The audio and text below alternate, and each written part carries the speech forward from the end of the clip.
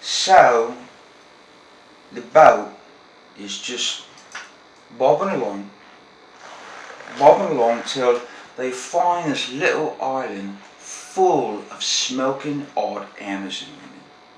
So the captain, Captain Naylor, takes the Amazons onto his boat, thinking everyone will just have themselves a little toss.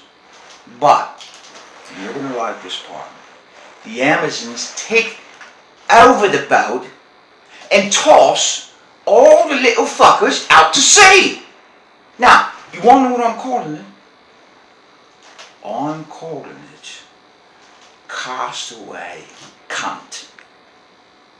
What? You wanna like that name? Listen, it's not a fucking joke, the porn business. I've been out at sea on a fucking boat. Literally fucking on a boat. Why do you think I have these jolly little wankers upstairs making all this racket? It's not for me personal fucking, it's for me business fucking. You understand? Well, fine.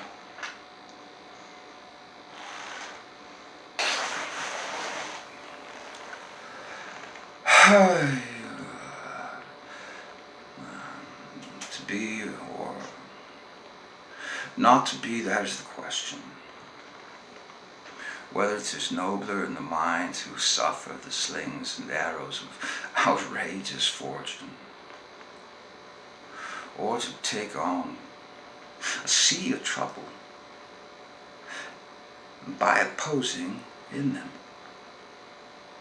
to die, to sleep no more,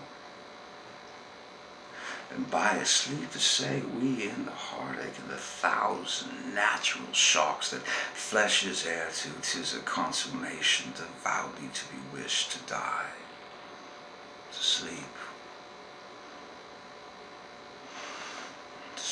perchance to dream. Aye, that is the rub.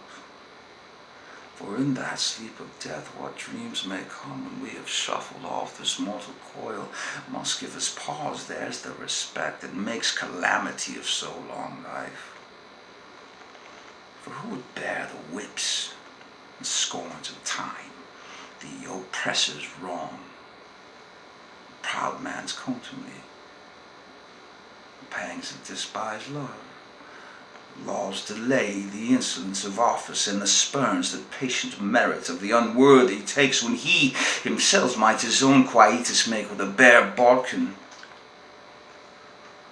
Who would these vitals bear to grunt and sweat under a weary life, but that the dread of something after death, the undiscovered country from whose bourne no traveller returns, puzzles the will, makes us rather bear those ills we have than fly to others we know not of. Thus conscience doth make cowards of us all, and thus the native hue of resolution is sicklied o'er with a pale cast of thought, and enterprises of great pith and moment with disregard their currents turn awry and lose the name of action.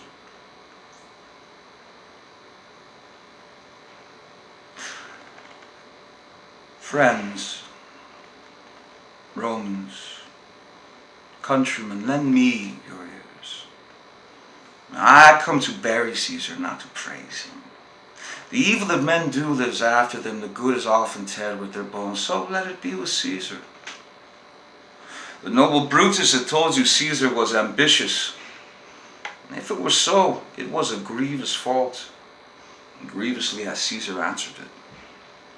Here, under leave of Caesar and the rest,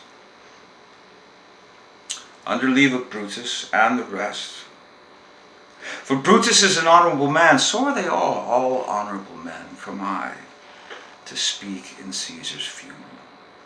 And he was my friend, faithful and just to me.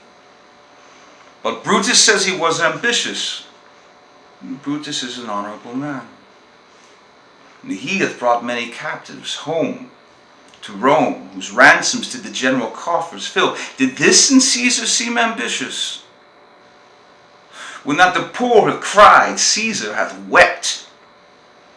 Ambition should be made of sterner stuff. Yet Brutus says he was ambitious. And Brutus is an honorable man. You all did see that on the Lupercal I thrice presented him a kingly crown, which he did then thrice refuse. Was this ambition? But Brutus says he was ambitious, and sure, he is an honorable man. Now I speak not to disprove what Brutus spoke, but here I am to say what I do know. You all did love him once, not without cause. What cause withholds you then to mourn for him? O judgment, thou art fled to brutish beasts, and men have lost their reason. Bear with me. My heart lies in the coffin there with Caesar, and I must pause till it come back to me.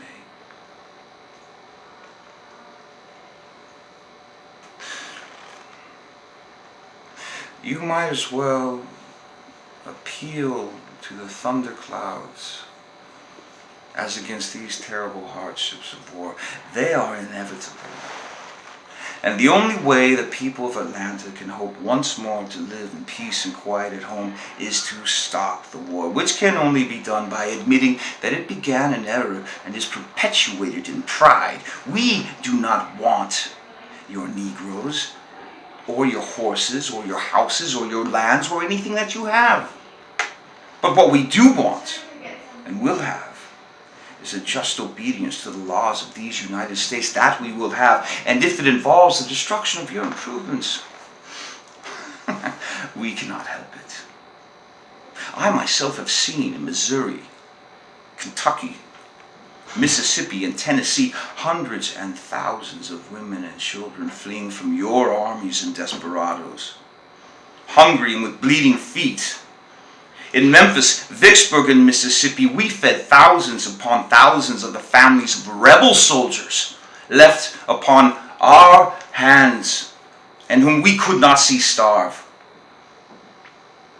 Now that war has come home to you, you feel very different. You deprecate its horrors, but felt no such deprecation when you sent carloads of soldiers and ammunition, molded shot and shells to carry war into Kentucky and Mississippi, to desolate the homes of hundreds and thousands of good people who asked only to live in peace and under the government of their inheritance.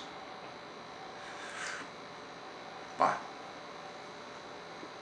when peace does come, you may ask me for anything. Then will I share with you the last cracker and watch with you to shield your homes and families against danger from every quarter. But now you must go and take with you your old and feeble. Feed and nurse them and build for them in more quiet places proper habitations to shield them against the thunder, until the mad passions of men cool down and allow the union and peace to once more settle over your old homes at Atlanta. God will be our judge in due time.